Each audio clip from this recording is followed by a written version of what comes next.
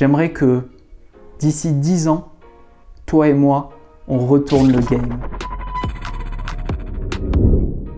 Bienvenue dans cette nouvelle vidéo. Ceci est en fait la deuxième partie d'un tuto que j'avais commencé la semaine dernière. C'est-à-dire que dans la première partie, on voyait un effet code défilant à la Matrix ainsi que comment faire un écran numérique un peu stylé. Si ces effets vous intéressent, n'hésitez pas à aller voir la première partie de la vidéo. Mais si ça vous intéresse pas de panique, cette vidéo est complètement indépendante et vous arriverez quand même à suivre. Allez, bonne vidéo à tous. Donc voilà le fameux écran fin du game. Moi, j'irai encore plus loin dans les détails, etc. pour que ce soit vraiment très stylé, mais il faut qu'on avance dans le tuto. Donc, on va passer au fameux glitch. Cette fois-ci, je vais venir chercher ma vidéo glitch et mon layer fin du game, et tous les deux, je vais venir les glisser dans une nouvelle composition. Donc là, il me dit des trucs, single composition. Je vais venir l'étendre, on va le mettre à 20 secondes, hop, je prends mon fin du game, et puis je vais le mettre en fait à la suite, pour qu'il y ait une transition. Je mets en qualité 1,5, puis je veux déjà le code affiché, donc je le tire, voilà, super. Ça dure un peu moins longtemps, mais c'est pas très grave. Là, ce qu'on va faire, c'est qu'on va venir créer, donc déjà vérifions dans composition, on est bien en 25 images secondes cette fois-ci, c'est important. Ok, donc là je vais venir créer ce qu'on appelle un solide. Je vais le faire blanc cette fois-ci. Et je vais l'appeler bloc, par exemple. Ou je vais l'appeler fractal. Et en fait, on va venir chercher un effet de base que j'adore, que beaucoup de gens adorent, qui s'appelle bruit fractal ou fractal noise en anglais. Donc le voici. Je prends l'effet, je le glisse sur mon solide. Et voilà ce qu'on a. Donc on va venir faire des réglages, vous allez voir, pour que ce soit un peu plus numérique. De le mettre, au lieu de le mettre, c'est là-dedans, en soft linear, je vais le mettre en bloc. Puis là, je vais augmenter les contrastes. Et puis dans transform, je vais venir modifier les options d'échelle ou scale. Je décoche uniform scale. Et là, je vais venir le mettre au max. Vous allez le voir que ça peut aller, le slider peut aller que jusqu'à 600, mais en fait, on peut aller beaucoup plus loin. Si je mets 4000 par exemple, voilà ce qu'on a. Puis en hauteur, je vais mettre 750. Puis je vais venir réduire mon contraste. J'augmente le brightness, le contraste. Hop, essayer de trouver les blocs les plus stylés. Un truc comme ça, c'est pas mal du tout. Là, ce que je vais venir faire, c'est que je vais venir animer les options d'évolution qui sont là. Vous voyez que si je tourne ça, ça fait évoluer mes blocs. Donc nous, on veut que ça aille très vite. Moi, ce que je vais faire, c'est que je vais créer ce qu'on appelle une expression. C'est pas difficile à faire, vous allez voir. Je maintiens Alt, je clique sur le petit chrono, et là, ça va m'ouvrir des options d'expression ou de code, et je vais venir taper time, temps, étoile qui est un fois, je vais mettre 1000 par exemple. Voyons ce que ça donne. On va encore l'augmenter un petit peu, on va mettre 1500. Ce que je vais faire, c'est que je vais prendre mon effet fractal noise et je vais le dupliquer. Donc je fais CTRL-D, ça va me créer une deuxième instance. Pour que les deux se superposent, il faut que je change le mode de fusion, que je le mette en écran. Et en fait, là, ce que je vais faire de différent, c'est que je vais aller dans mes options de transform et je vais le réduire. Je vais le mettre genre à 100 sur 50. Puis, je vais modifier,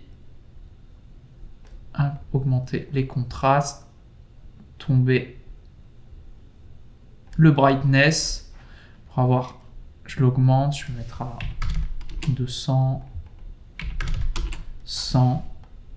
En fait, ça va nous servir de référence pour les déformations de notre glitch, vous allez le voir. Donc là, ce que je fais, c'est que je vais décocher mon layer fractal pour qu'on ne le voit plus. Je vais faire clic droit et je vais créer un calque d'effet que je vais appeler glitch, par exemple.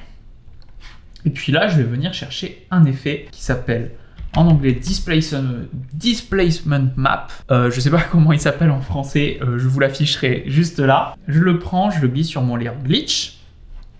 Là, ça fait rien, c'est normal. Dans les options, je vais venir chercher directement mon fractal comme source de déformation. Et je ne le veux pas en source, je le veux en effet et masque. Et vous voyez que ça crée des petites déformations. Et si j'augmente ces valeurs, vous voyez ce qu'on a. On a un effet de déformation plutôt cool. Cliquez sur Warp Pixel Around pour que on n'ait pas du noir sur les bords. Et puis si je modifie une seconde, du coup, c'est Nicolas Burnage, voilà, que vous connaissez peut-être. Qu'est-ce qui lui arrive? Yo, je suis en train de faire un tuto. C'est quoi cette tête? Tu crois que tu peux faire du glitch sans autorisation, toi? Ouais, pourquoi? Il y a genre une police du glitch, un truc comme ça, c'est ça?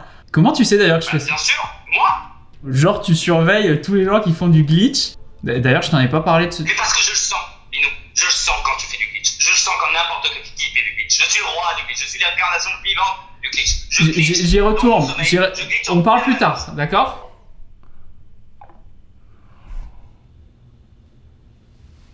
Comment il fait? Et ce qu'on va faire, c'est qu'on va venir animer donc nos valeurs. À peu près par là, je vais cliquer sur les deux petits chronos.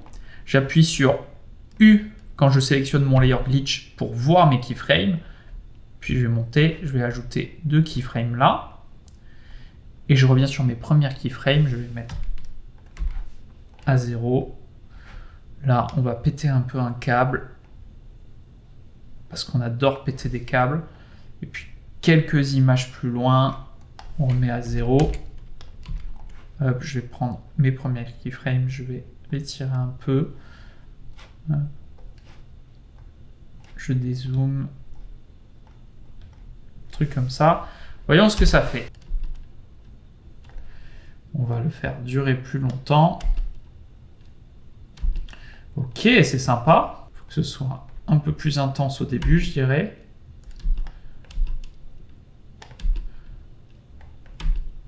C'est plutôt stylé. Après, ce qu'on peut faire, c'est retourner dans nos blocs, puis va faire varier en fait la taille des éléments.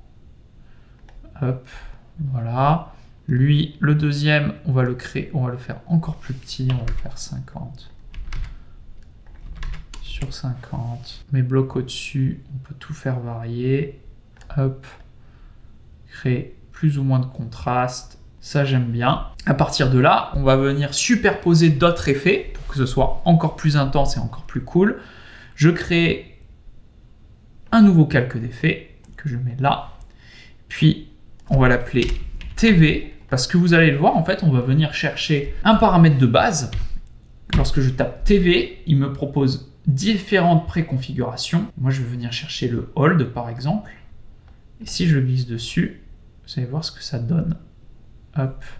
Voilà, ça ajoute cet effet de vieille télé. Donc ce qu'on va faire là, c'est qu'en fait, on va découper notre layer d'effet avec l'effet TV pour que ça n'apparaisse qu'à cet endroit. Je vais venir réduire comme ça, prendre les poignées, hop, le réduire, je rezoome,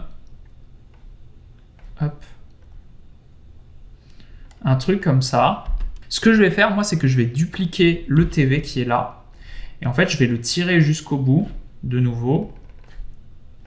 Hop. Hop. Parce que j'aime bien, en fait, cet effet sur l'écran fin du game. On va venir juste désactiver ce qu'on appelle le Wave Warp. Donc, on va rester comme ça.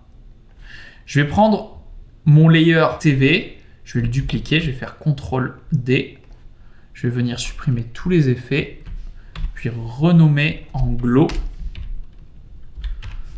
Hop, je pense que le glow, on va le mettre en dessous du TV, par exemple, et puis on va venir chercher glow.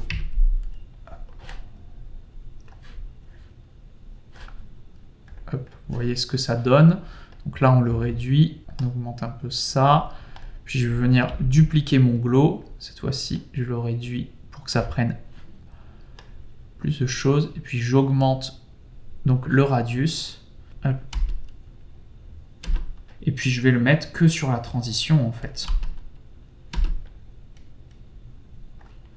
On va l'étirer d'une frame ou deux. Et puis on va venir animer en fait l'intensité des glows. Hop, j'appuie sur U pour voir mes keyframes. Puis là, je vais mettre à 0. Hop, comme ça on a une transition un peu plus douce. Ok, bah c'est pas mal ce qu'on a. Là, je vais encore ajouter un truc qui s'appelle un RVB split. C'est pour créer cet effet-là. Vous allez voir, c'est stylé. Donc, ce que je fais, c'est que je vais prendre mon layer fin du game et vidéo glitch. Je vais tous les deux les sélectionner, faire pré-compose. Je vais l'appeler, par exemple, footage. Et ce qu'on va faire, on va venir un peu plus loin. Ce layer footage, je vais le dupliquer en 3 fois. Je vais l'appeler R, l'autre V et l'autre B. Donc là, je vais venir chercher. Je vais un peu vite, mais vous allez comprendre ce que je fais en vous le montrant. Je vais aller chercher mon effet courbe, que j'adore. Là, donc je suis sur le B, donc ce que je vais faire, c'est que je vais aller dans les rouges et je vais les mettre à 0. Dans les verts, je vais les mettre à 0. Je vais aller sur mon layer, le V, je remets une courbe. Cette fois-ci, c'est les verts que je veux, donc je mets mon rouge à 0, mon bleu à 0. Et sur le dernier, c'est le rouge que je veux, je mets courbe. Vous comprenez l'idée? Non, pas alpha. Hop. Et pour que les trois s'additionnent, il suffit que je change le mode de fusion en écran et on retrouve notre image de base. Là, ce que je vais faire, en fait, c'est que je vais venir faire varier les couches parce que regardez, il suffit que je déplace, par exemple, un tout petit peu le bleu et vous voyez l'effet que ça fait. Hop. Le R. Donc moi, c'est plutôt le R que j'ai envie de déplacer. Donc ce qu'on va faire, c'est qu'on va aller à l'endroit où notre glitch commence. Je vais faire P pour position. Puis je vais mettre une petite image clé. Puis au moment du glitch, j'augmente. Et puis quand le glitch est fini, je fais clic droit reset, ça va me le remettre. Et puis voyons ce que ça donne en qualité full, donc en pleine qualité. D'ici 10 ans, toi et moi, on retourne le game. Alors c'est un peu différent de ce que j'ai fait moi dans la vidéo, dans le sens où je travaille beaucoup par intuition, par instinct, mais en gros tous les effets que j'ai utilisés c'est exactement les mêmes. Là où pour retrouver exactement ce que j'ai fait, en fait il va falloir faire varier un peu les valeurs en fait sur les effets. Et tout comme les effets, vous allez voir sur ma chaîne YouTube, je fais un peu les choses au feeling. Bon, j'espère que ce tuto vous a plu et je crois que maintenant il va falloir que je rappelle le maître du glitch. Non, d'accord, je le sens au plus profond de moi, il y a un truc qui glitch et c'est pas moi qui le fais. Donc je sais que tu glitches. Fais attention, ta voix elle glitch là en ce moment, c'est toi qui le fais ça aussi? Oui, mais bien sûr. Je pense que ça va le faire, il y a même peut-être moyen que je coupe avec les autres prises, ça sera parfait je pense. Je pense que c'est parfait. Trop bien, mais merci beaucoup, merci. Je voulais juste remercier mon ami Nicolas Burnage d'avoir participé à la vidéo.